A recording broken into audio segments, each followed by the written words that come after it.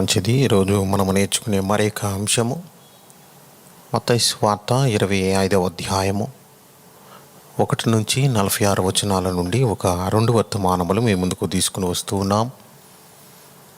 దైవ గ్రంథములో నుండి మత్తయి సువార్త 25వ అధ్యాయము 1 నుంచి 46 వచనాలు కనుక మనం చూస్తే, ఈ యొక్క అధ్యాయములో మనకి 3 భాగాలు మనకి కనపడుతూ ఉన్నవి. ఈ యొక్క అధ్యాయానికి టైటిల్ ఏమిటంటే, దేవుని రాకడ కొరకు సిద్ధపాటు ఎలాగో. దేవుని యొక్క రాకడ కొరకు మనము ఎలాగూ సిద్ధపడి ఉండాలి అనే సబ్జెక్టుల నుంచి ఈ యొక్క అధ్యాయాన్ని మనం స్టడీ చేయబోతున్నాం. దైవ గ్రంథంలో నుండి మత్తయి సువార్త 25వ అధ్యాయము 1 నుంచి 46 వచనాల వరకు చూస్తే, ఈ యొక్క అధ్యాయములో క్రీస్తు 2వ రాకడ కొరకు సిద్ధపాటు మనకి కనబడుతూ ఉన్నది.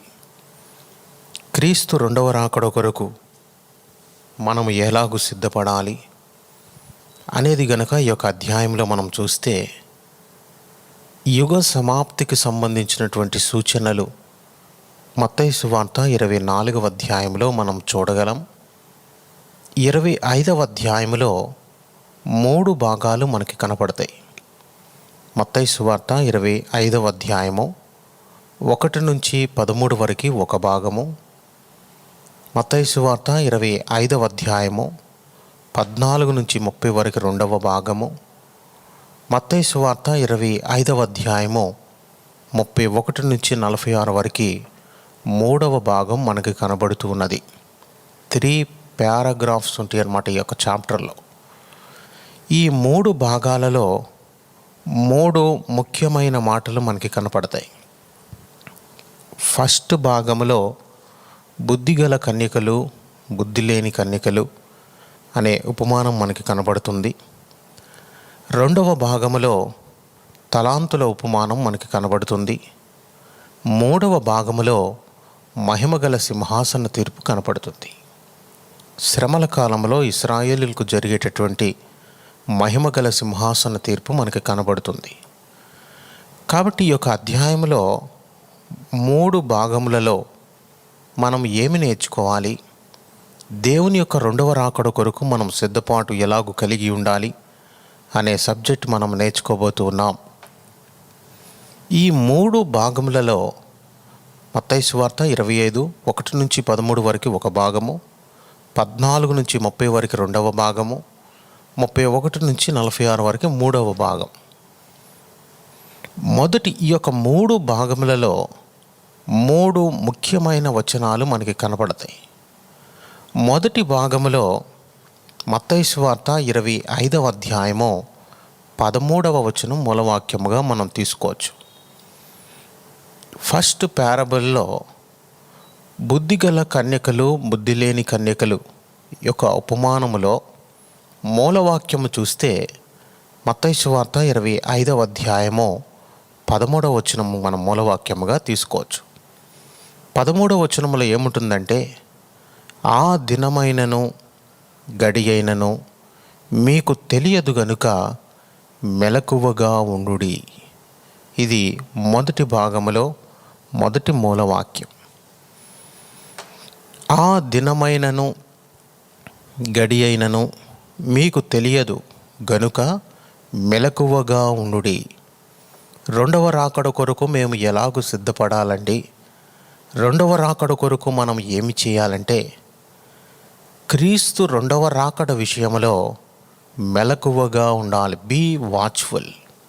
ఇక టైటిల్ ఏమిటంటే, మొదటి భాగములో వెయిట్ ఫర్ ది లార్డ్, మెలకువగా ఉండుడి, బీ వాచ్ఫుల్. రాకడ విషయంలో మెలకువగా ఉండుడి అంటే నిద్రపోకుండా ఉండాలా అండి అని మనం అనకూడదు.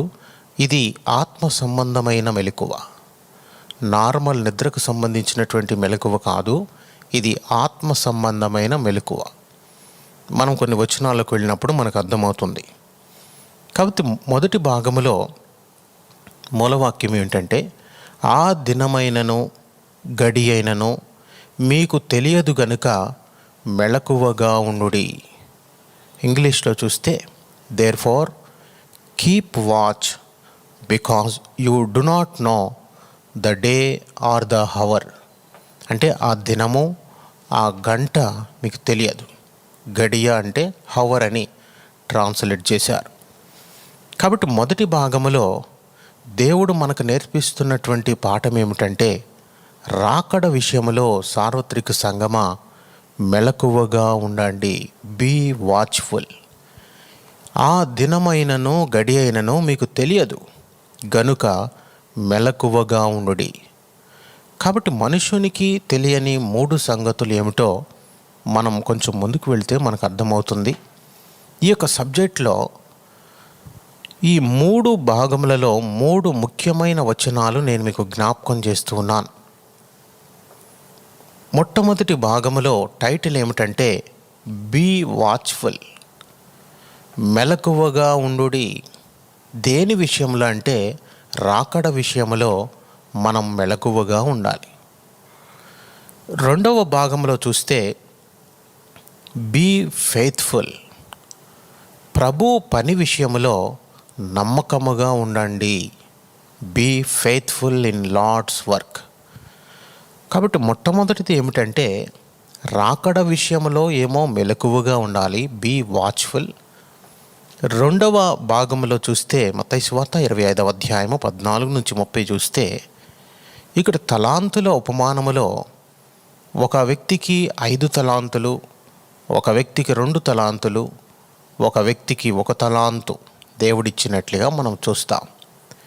ఈ యొక్క ఉపమానములో దేవుడు మనుషులకు నేర్పిస్తున్నటువంటి పాఠం ఏమిటంటే be faithful in Lord's work, ప్రభు పని విషయములో నమ్మకముగా ఉండండి.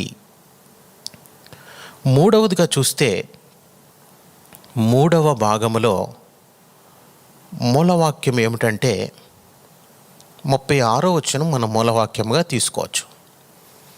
కాబట్టి మొదటి భాగములో 13వ వచనం మనం మూలవాక్యంగా తీసుకున్నాం. ఆ దినమైనను ఆ గడి అయినను మీకు తెలియదు గనుక మెలకువగా ఉండుడి. రాకడ విషయంలో మెలకువగా ఉండాలి. రెండవ భాగంలో ఏమిటంటే 23వ వచనం, అతని యజమానుడు బళ నమ్మకమైన మంచి దాసుడా. అతని యజమానుడు ఏమంటున్నాడంటే బళ నమ్మకమైన మంచి దాసుడా. ప్రభు ఇచ్చినటువంటి తలాంతులు ఉపయోగించుటలో మనం నమ్మకముగా ఉండాలి.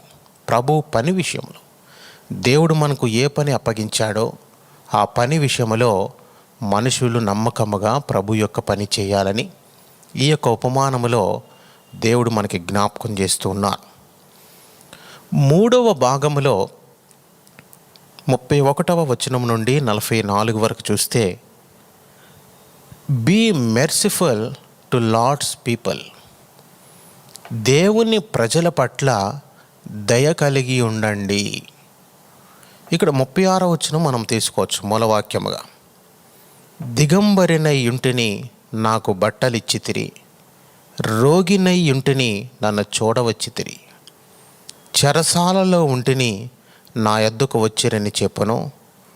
అందుకు నీతిమంతులు, ప్రభువా, ఎప్పుడు నీవు ఆకలిగొని ఉండుట చూచి నీకు ఆహారం ఇచ్చితిమి, నీవు దప్పిగొని ఉండుట చూచి ఎప్పుడు దాహం ఇచ్చితిమి, ఎప్పుడు పరదేశివై ఉండుట చూచి నిన్ను చేర్చుకుంటిమి, దిగంబరివై ఉండుట చూచి బట్టలిచ్చితిమి, ఎప్పుడు రోగి అయి ఉండుట అయినను చెరసాల ఉండుట నేను చూచి నీ యొద్దకు వచ్చితమని ఆయనను అడిగెదరు. అందుకు రాజు ఏమంటున్నాడంటే, మిక్కిలి అల్పులైన ఈ నా సహోదరులలో ఒకనికి మీరు చేసితిరు గనుక నాకు చేసితిరని నిశ్చయముగా మీతో చెప్పుచున్నానని వారితో అనును. అంటే ఇది మహిమగల సింహాసన తీర్పు ఇంకా జరగలేదు. శ్రమల కాలంలో జరగనైనటువంటి తీర్పు ఇది. క్రీస్తు న్యాయ సింహాసన తీర్పు ఒకటి, 2 మహిమగల సింహాసన తీర్పు ఒకటి, రెండవది. మూడవది ఏమిటంటే ధవళ సింహాసన తీర్పు. ప్రకటన గ్రంథంలో తీర్పులు మనకు కనపడతాయి. క్రీస్తు న్యాయ సింహాసన తీర్పు అనేకమైన వర్తమానాల్లో ఈ యొక్క తీర్పును గురించి నేను మీకు జ్ఞాపకం చేశాను. రెండవ తీర్పు ఏమిటంటే ఇశ్రాయేలీయులకు జరిగేటువంటి మహిమగల సింహాసన తీర్పు.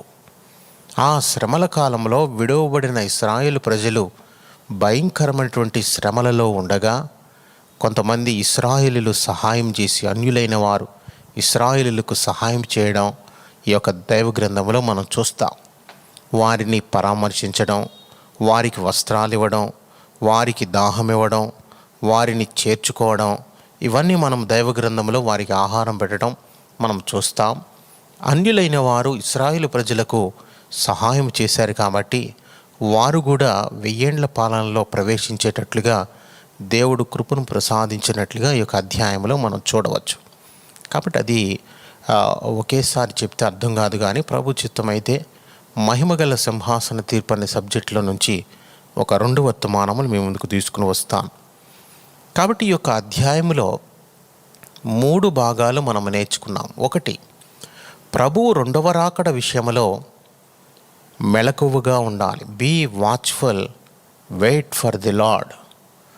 సెకండ్ కమింగ్ గురించి మనం చూస్తే యేసుక్రీస్తు వారి యొక్క 2వ రాకడ విషయంలో సార్వత్రిక సంఘము మెలకువగా ఉండాలి. 2, be faithful in Lord's work. దేవుడు మనకి ఏ పనినైతే దేవుడు మనకు అప్పగించాడో ఆ పని విషయంలో మనం నమ్మకత్వం ప్రదర్శించాలి, నమ్మకముగా ఉండాలి. 3వది చూస్తే be merciful to Lord's people. దేవుని ప్రజల పట్ల మనం దయ కలిగి ఉండాలని దేవుడు మనకి జ్ఞాపకం చేస్తూ ఉన్నారు. కాబట్టి ఈ యొక్క 3 భాగముల నుండి 3 సపరేట్ మెసేజెస్ నేను మేము తీసుకుని రావడం లేదు, కానీ be watchful, be faithful, be merciful. ప్రభు 2వ రాకడ విషయంలో మెలకువగా ఉండాలి, ప్రభు పనిలో నమ్మకముగా ఉండాలి, దేవుని ప్రజల పట్ల దయ కలిగి ఉండాలి. డైరెక్ట్గా దేవునికి మనం వస్త్రాలు ఇవ్వలేం, దేవునికి మనం దాహం ఇవ్వలేము, కానీ మిక్కిలి అలుపులైన ఈనా సహోదరులలో మీరు చేశారు కాబట్టి, నిన్ను వలే నీ పొరుగువారిని నువ్వు ప్రేమించావు కాబట్టి దేవునికి చేసినట్లే అన్నట్లుగా ఇక్కడ మనకి ఈ యొక్క అధ్యాయంలో మహిమగల సింహాసన తీర్పులో దేవుడు మనకి జ్ఞాపకం చేస్తూ ఉన్నారు. కాబట్టి ఇక్కడ మూలవాక్యంలోనికి మనం వెళ్ళినట్లయితే ఫస్ట్ పారాబుల్లో బుద్ధిగల కన్యకలు, బుద్ధి లేని కన్యకల యొక్క ఉపమానములో మూలవాక్యం మనం ఏమి తీసుకున్నామంటే, ఆ దినమైనను గడి అయినను మీకు తెలియదు గనుక మెలకువగా ఉండుడి. కాబట్టి యేసుక్రీస్తు వారి యొక్క 2వ రాకడ ఎప్పుడో మనకు తెలియదు, ఆ దినము తెలియదు, ఆ యొక్క గడియ కూడా తెలియదు, గనుక మెలకువగా ఉండుడి. ఇక్కడ ఈ యొక్క ఫస్ట్ పాయింట్లో మనం స్టడీ చేసినట్లయితే ఇది కొంచెం ఒక 15 మినిట్స్ వరకు పడుతుంది. ఇక్కడ యేసుక్రీస్తు వారు జ్ఞాపకం చేసినటువంటి ఈ యొక్క ఉపమానంలో 5 బుద్ధిగల కన్యకలు, 5 బుద్ధి లేని కన్యకలు మనకు కనపడతారు. ఆ యొక్క ఉపమానం గురించి నేను చెప్పడం లేదు, కానీ యాబ్స్ట్రాక్ట్ స్టేట్మెంట్ ఏమిటంటే, ప్రభువు 2వ రాకడ విషయంలో విశ్వాసులు, సార్వత్రిక సంఘము మెలకువగా ఉండాలి. ఎందుకంటే ఆ దినమైనను గడి అయినను మనకు తెలియదు గనుక మెలకువగా ఉండుడి. మనుషులు ఎరుగని సంగతులు 3 ఉన్నాయి. మనుషులు ఎరుగని సంగతులు 3. ఆ 3 సంగతులు ఏమిటంటే, మరణదినం ఎప్పుడో తెలియదు మనుషులకి. ఫస్ట్ పాయింట్ ఏమిటంటే, మనుషులు ఎరుగని 3 సంగతులు. మొట్టమొదటి సంగతి ఏమిటంటే, మరణదినము ఎప్పుడో తెలియదు. ఆదికాండములో ఇస్సాకు ఇలాగు అంటాడు. ఆదికాండము 27వ అధ్యాయము 1-2 వచనాలు చూస్తే, మనుషులు ఎరుగని 3 సంగతులు. దేవునికి మాత్రమే ఈ 3 సంగతులు తెలుస్తాయి, మనకు తెలియదయి. మనుషులు ఎరుగని 3 సంగతులు.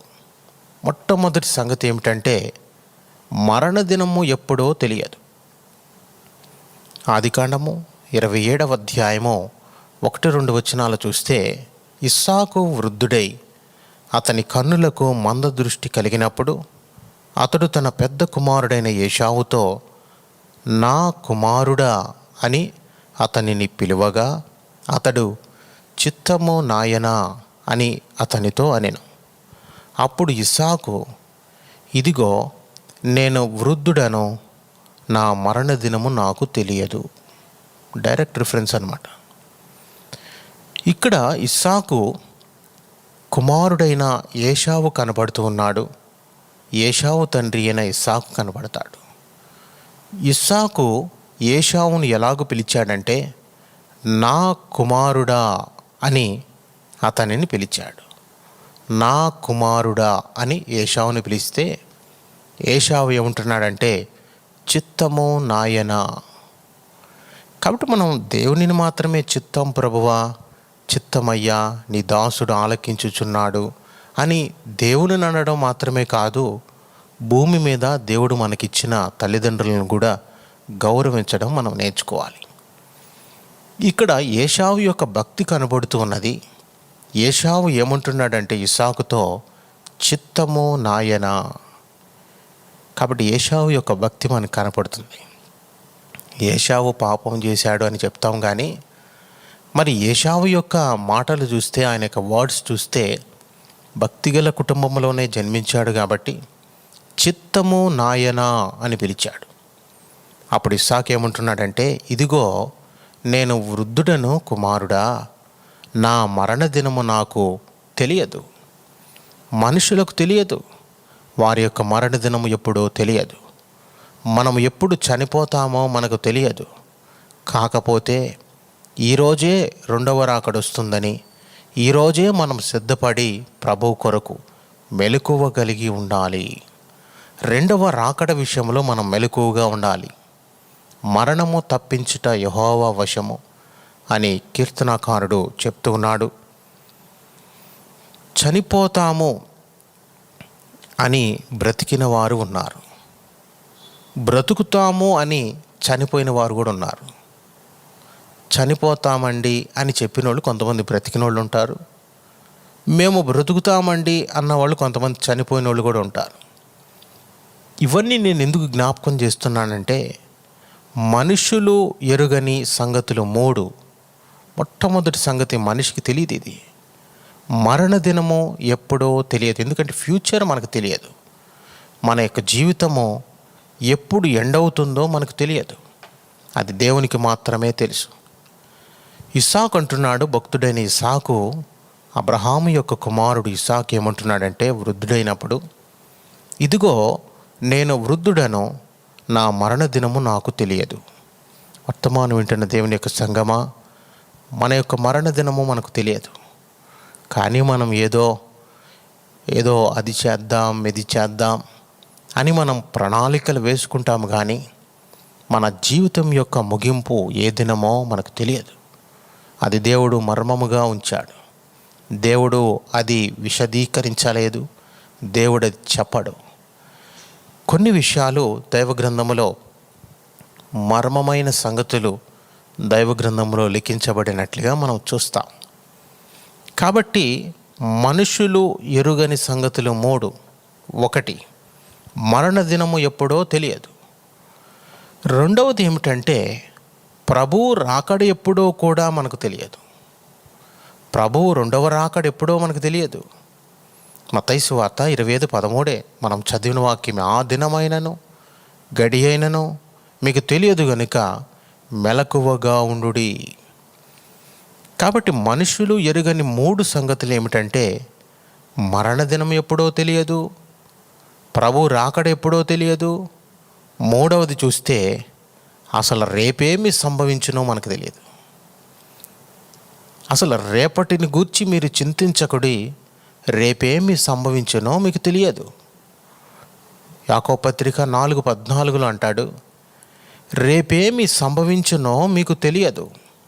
మీ జీవము ఏ పాటిది, మీరు కొంతసేపు కనబడి అంతలో మాయమైపోవో ఆవిరి వంటి వారే. కాబట్టి ఇక్కడ 3 విషయాలు. ఇది ఎప్పుడు కూడా మన యొక్క మనసులో, మన యొక్క ఆలోచనలో ఈ 3 సంగతులు మనం ఉంచుకోవాలి.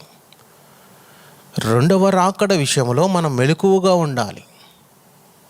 ఎందుకంటే మనకు 3 సంగతులు మనకు తెలియవు. మరణదినం ఎప్పుడో తెలియదు, ప్రభు రాకడ ఎప్పుడో తెలియదు, రేపేమి సంభవించునో కూడా మనకు తెలియదు. రేపు ఏ ప్రమాదం సంభవిస్తుందో, రేపు ఏ వ్యాధి వస్తుందో, లేకపోతే ఏ ఆశీర్వాదం వస్తుందో, ఏ దీవెన వస్తుందో మనకు తెలియదు. అసలు రేపేమి సంభవించునో మనకు తెలియదు. అంటే మనుషులకు తెలియని సంగతులు, ఎరుగని సంగతులు. We're most uncertain about our death. First point ఇది.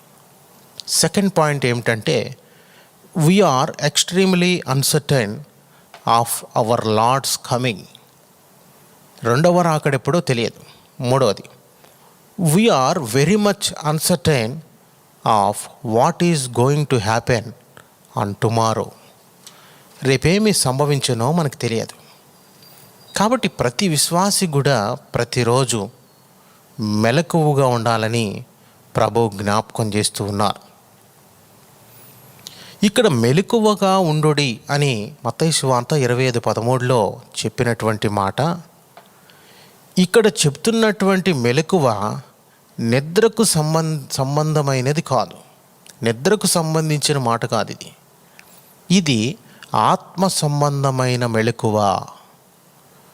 రోమీయులకు రాసిన పత్రికలో 13:11 పౌలు భక్తుడు రోమా సంఘానికి వ్రాస్తూ 2 వచనాలు అక్కడ జ్ఞాపకం చేస్తాడు. రోమీయులకు రాసిన పత్రిక 13:11 చూస్తే, మరియు మీరు కాలము నెరిగి నిద్ర మేలుకొను వేళ అయినదని తెలుసుకొనిడి, అలాగు చేయుడి. అయ్యా, మీరు కాలమును ఎరగండి, కాలముని ఎరిగి నిద్ర మేలుకొను వేళ అయినదని తెలుసుకొని అలాగు చేయండి. కాలము తెలుసుకోండి, కాలం ఎలా ఉంది. కాబట్టి దుర్దినములు, భయంకరమైనటువంటి దినములు, మరణములు సంభవించే దినములు, వ్యాధులు సంభవించే దినములు, ప్రమాదములు జరిగే దినములు, దుర్దినములు. కాబట్టి మరియు మీరు కాలమును ఎరిగి, కాలమునెరిగి నిద్ర మేలుకొను వేళ అయినదని తెలుసుకొని అలాగు చేయుడి. కాబట్టి ఇక్కడ మత్తు అంటే అర్థం ఏంటంటే, రోమీయులకు రాసిన పత్రిక 13:13 అంటాడు, అల్లరితో కూడిన ఆటపాటలైనను, మత్తైనను లేకయు, కామ విలాసములైనను, పోకిరి చేష్టలైనను లేకయు, కలహమైనను మత్సరమైనను లేకయు, పగటియందు నడుచుకున్నట్టు మర్యాదగా నడుచుకుందాము. కాబట్టి ఈ యొక్క మొదటి భాగములో బీ వాచ్ఫుల్ అని దేవుడిగా హెచ్చరిస్తున్నాడు. రెండవ రాకడ విషయంలో చాలా మెలకువగా ఉండాలి. ఇక్కడ బుద్ధి లేని కన్యకలు ఏమి చేస్తున్నారంటే, మత్తయి సువార్త 25:11 అంతటా తలుపు వేయబడెను. ఆ తరువాత తక్కిన కన్యకలు వచ్చి, అయ్యా అయ్యా, మాకు తలుపు తీయమని అడుగగా, అతడు మిమ్మును ఎరుగనని మీతో నిశ్చయముగా చెప్పుచున్నానని. వారు ఎలా అని ఉంటారంటే, తలుపు మూయుటలో ఉండినటువంటి ప్రమాదము వారికి తెలుసు. ఒక్కసారి గనక తలుపు మూసేస్తే మరలా ఆ తలుపు తీయలేరు.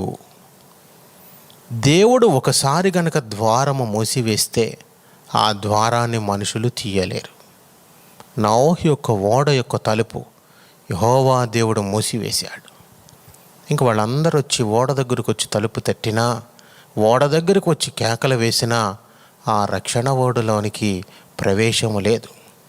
కృపాకాలము ముగించబడింది, శ్రమల కాలం వచ్చేసింది. ఇంకా తలుపు మూయుటలో ఉండినటువంటి ప్రమాదము ఆ కన్యకలకు తెలిసిపోయింది. అయ్యా అయ్యా, మాకు తలుపు తీయమని అడిగినా సరే నో ఛాన్స్. ఆయన ఏమన్నాడంటే, మిమ్మును ఎరుగను. ఇక్కడ ఒక ఇంట్రెస్టింగ్ పాయింట్ ఒకటి బయటకు వచ్చింది.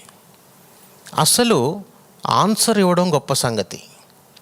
ఇక్కడ పెండ్లి కుమారుడు ఆన్సర్ ఇవ్వడం గొప్ప విషయం.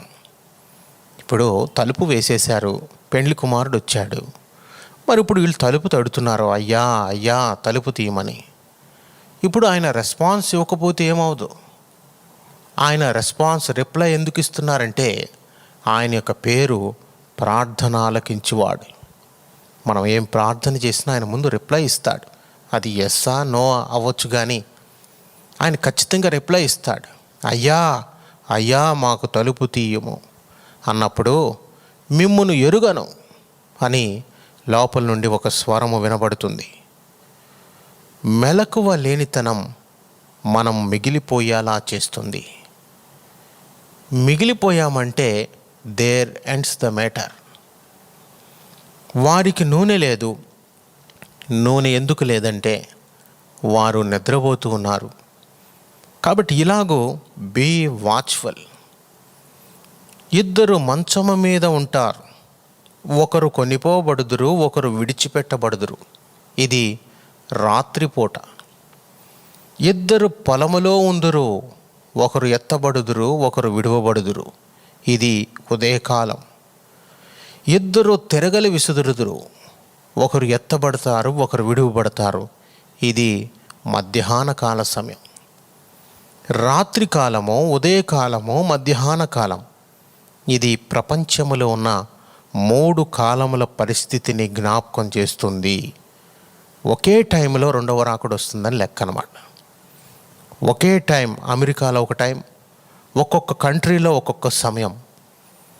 కాబట్టి రాకడ విషయంలో చాలా మనం మెలకువగా ఉండాలి. ఒక బోధకుడు ఇలాగూ వ్యాఖ్యానించాడు యేసుక్రీస్తు వారి గురించి.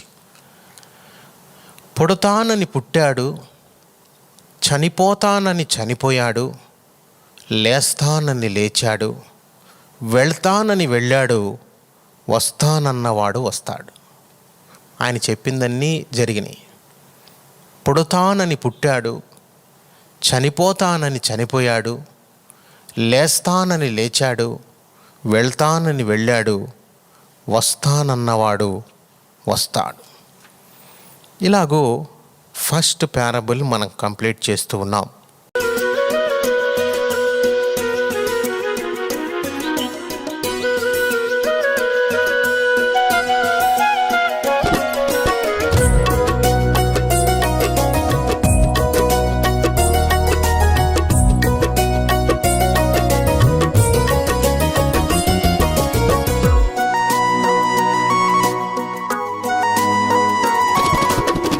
యెహోవా హస్తము బలమైనది, తోడుగయుండునది.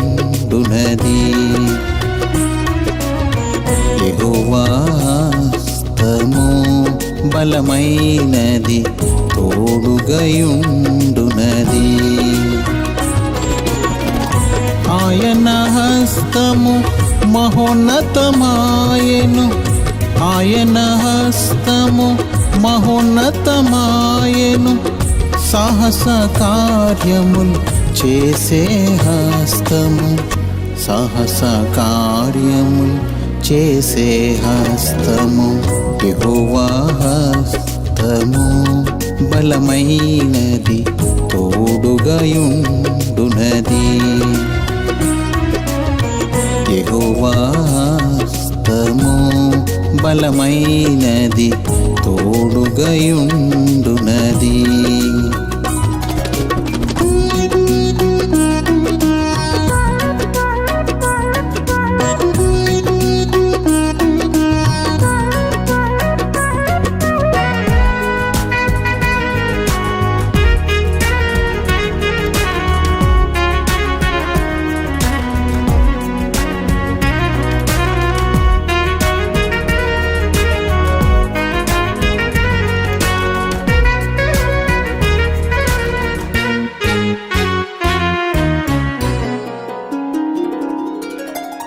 దేవుని హస్తము యజ్రాకునకు